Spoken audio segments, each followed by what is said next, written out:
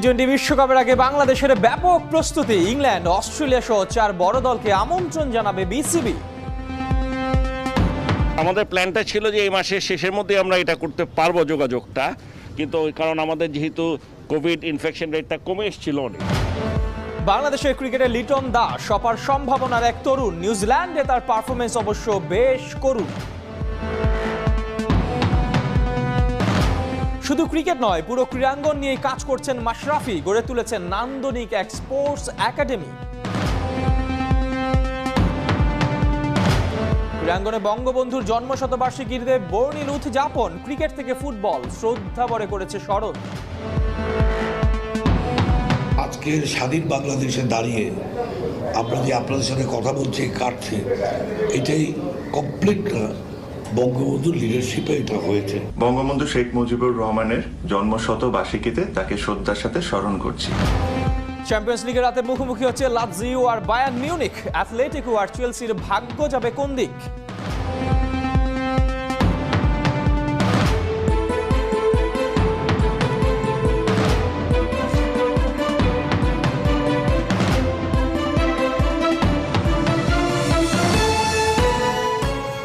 একাত্তরের খেলা যুগে আপনাদের সঙ্গে আছি আমি এহতেশাম সবুজ। বিশ্বকাপ বলে কথা, প্রস্তুতিটাও হতে হবে জম্পেশ। 2021 টি-20 ওয়ার্ল্ড কাপের আগে তাই শ্রীলঙ্কা, ইংল্যান্ড, নিউজিল্যান্ড আর অস্ট্রেলিয়ার মতো বড় দলগুলোকে আমন্ত্রণ জানাচ্ছে বিসিবি। ঘরে মাঠে তাদের বিপক্ষে খেলে নিজেদের তৈরি করবে টাইগাররা। তবে ভাবনায় দেশে করোনার ক্রমবর্ধমান পরিস্থিতি। তবু বিসিবি সভাপতি আশাবাদী পরিস্থিতির উন্নতি ঘটবে, নির্ধারিত সূচিতেই মাঠে গড়াবে খেলা। রিয়াসাত আজিমের রিপোর্ট।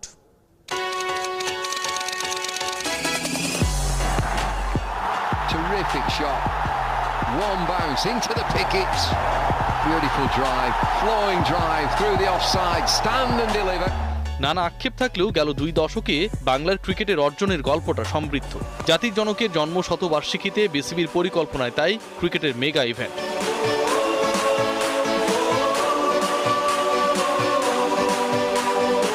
গেল বছরের মার্চে আয়োজনের পরিকল্পনা ভেস্তে দেশটি ছিল অচল ক্রিকেট সচল হয়। তবে সেই স্বস্তি আপাতত উধাও।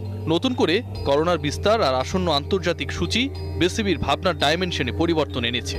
এপ্রিলের শ্রীলঙ্কা সফর চূড়ান্ত হলেও বছর জুড়ে ঘরের মাঠে তো রয়েছে একাধিক খেলা। লঙ্কানরা আসবে বিশ্বকাপ টি-20-র আগে।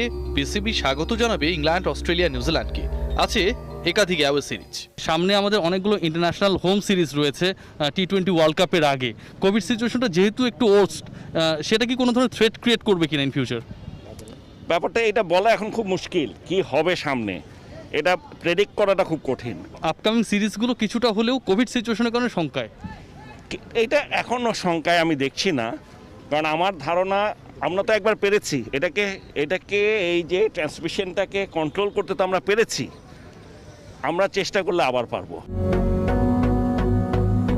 বাংলার ক্রিকেট নিয়ে কত স্বপ্ন, পরিকল্পনা সবই আজ সম্ভব হয়েছে হাজার বছরের শ্রেষ্ঠ বাঙালি বঙ্গবন্ধু জন্মেছিলেন বলে। তার জন্ম না হলে না থাকতো দেশ, না থাকতো ক্রিকেট। কালজয়ী নেতার জন্ম শতবার্ষিকী উপলক্ষে ক্রিকেট বোর্ড গরিব, দুস্থ আর এতিমদের মাঝে খাবার বিতরণ করে। রিয়াসাত আজিম, ৭১। আজকের সাকিব, তামিম কিংবা জামাল জীবনরা স্বপ্ন দেখা বাস্কেটবলের ছোট্ট ছেলেটা অথবা কাবাডির কোর্টে লড়াকু পালোয়ান।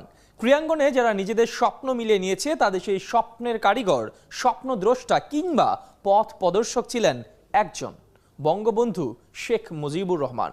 অবহেলিত বাংলার মানুষের নিখাত বিনোদনের এই পথ তৈরি হয়েছিল সেই মহানায়কের হাত ধরেই। তার জন্মশতবার্ষিকীতে তাই শ্রদ্ধাভরে স্মরণ করেছেন ক্রিকেট দলের অধিনায়ক তামিম ইকবাল।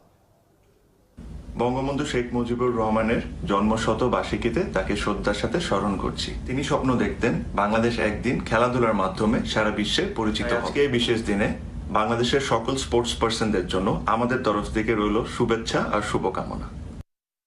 আলোর ফুৎকারের মতোই ছিল তার আগমন। তাকে ঘিরে কত স্বপ্ন, কত আশা। লিটন কুমার দাস সেই আলোক রশ্মিটা নিয়মিত জ্বালাতে পারেনি।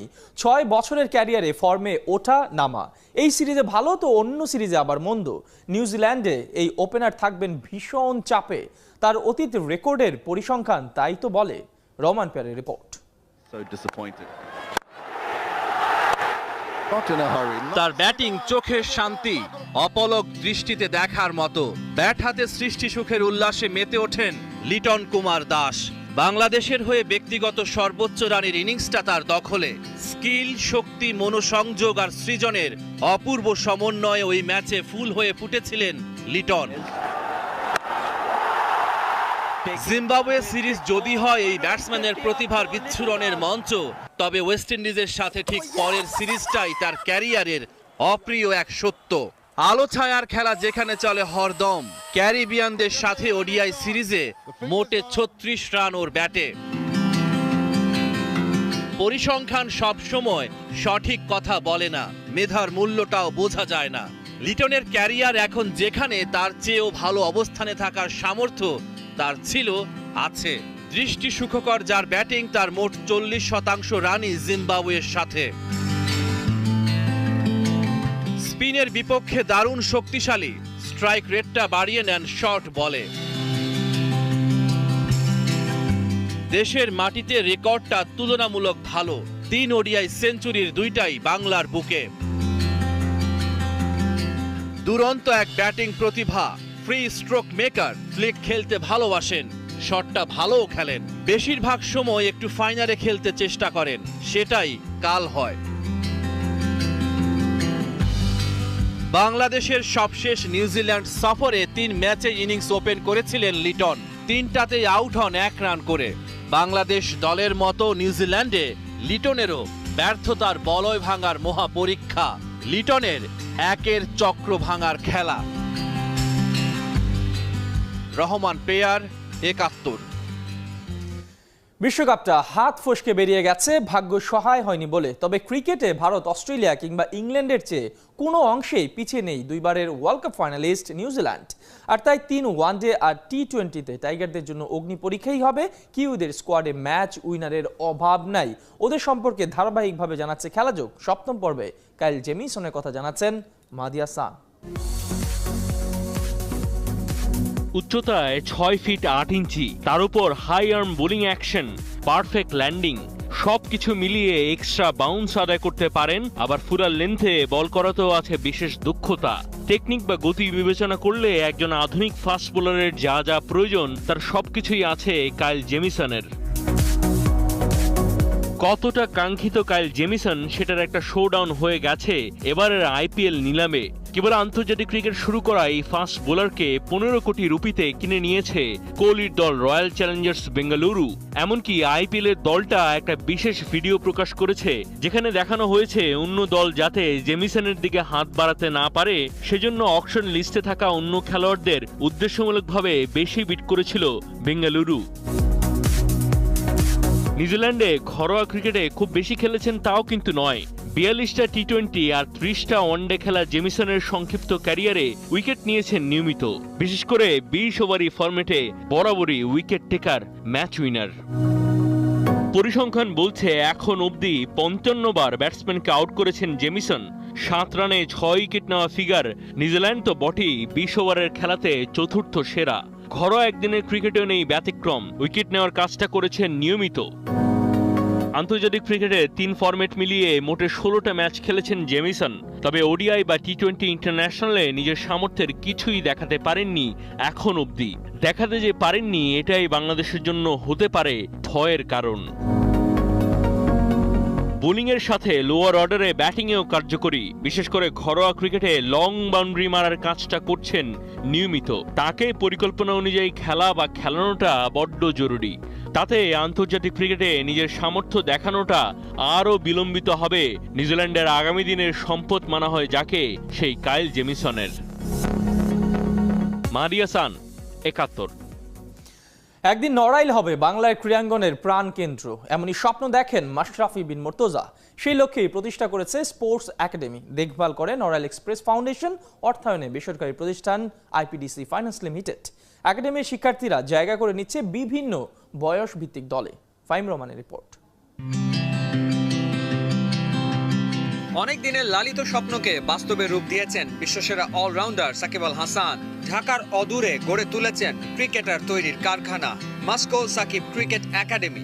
ইতিমধ্যে সেখানে স্বপ্নকে তাড়া করতে শুরু করেছে উঠতি ক্রিকেটাররা। নামি দামি কোচদের অধীনে চলছে খেলোয়াড়দের প্রশিক্ষণ। পঞ্চ পাণ্ডবের একজন যখন ভবিষ্যৎ বিশ্বসেরা তৈরিতে কাজ শুরু করেছেন, তখন আর একজনের ভাবনাটা আরেকটু বিস্তৃত। চিত্রাপাড়ের সন্তান মাশরাফি বিন মুর্তুজা স্বপ্ন দেখেন একদিন নড়াইল হবে খেলাধুলার শহর। একেবারে পূর্ণাঙ্গ স্পোর্টস সিটি বলতে যা বোঝায় ঠিক তাই। সেই লক্ষ্যেই কাজ করে যাচ্ছে নড়াইল এক্সপ্রেস ফাউন্ডেশন। গড়ে তোলা হয়েছে স্পোর্টস একাডেমি। তবে এখানে কেবল ক্রিকেটের চর্চা হয় না, ফুটবল আর ভলিবলকেও সংযুক্ত করা হয়েছে। 2 বছর ধরে অনেকটা আড়ালে আবডালেই চলছে একাডেমির কার্যক্রম। সাফল্যেরও দেখা মিলছে। অনূর্ধ্ব-16, অনূর্ধ্ব-17 সহ বিভিন্ন বয়স ভিত্তিক জাতীয় দলে জায়গা করে নিয়েছে একাডেমির শিক্ষার্থীরা। মাশরাফি ওদের সবচেয়ে বড় অনুপ্রেরণা। দেশের হয়ে বিশ্বমঞ্চে খেলার স্বপ্ন এখানে প্রতিটি খেলোয়াড়েরই। এই খেলা হয়তোবা তাদেরকে সুন্দর একটি পেশা দিবে, সম্মান দিবে। এখনো পর্যন্ত আমার জীবনে যতটুকু অর্জন এই খেলাই আমাকে দিয়েছে। আর এই খেলা যদি আমার জীবনে এতটুকু না দিত, তাহলে কি আমি খেলা ছেড়ে দিতাম? না, কারণ এই খেলাটা শুধু আমার পেশাই না, এটা আমার ভালোবাসা। আর এই ভালোবাসা যখন আমি ওদের ভেতরে দেখতে পাই, তখন আমার ভালো লাগে, কারণ আমি তো ওদের মতোই। দিনকে দিন আধুনিক করা হচ্ছে একাডেমিটাকে। অ্যাথলিটদের জন্য প্রায় 30 লাখ টাকা ব্যয়ে নির্মাণ করা হচ্ছে একটি জিমনেশিয়াম। পৃষ্ঠপোষকতা করছে একটি আর্থিক প্রতিষ্ঠান। ফাহিম রহমান, 71। একটা উপলক্ষ পেলে নাকি বদলে যাওয়া সহজ হয়ে যায়, তাহলে তো সবচেয়ে বড় উপলক্ষটাই পেয়ে গেল বাংলার ফুটবলাররা। বঙ্গবন্ধুর জন্মশতবার্ষিকীতে তাদের অঙ্গীকার নেপাল থেকে ট্রফি জিতে আনার, আর বাফুফে বসের প্রয়াস দেশের ফুটবলকে এশিয়ান মানে নিয়ে যাবার। উপল নন্দী রিপোর্ট।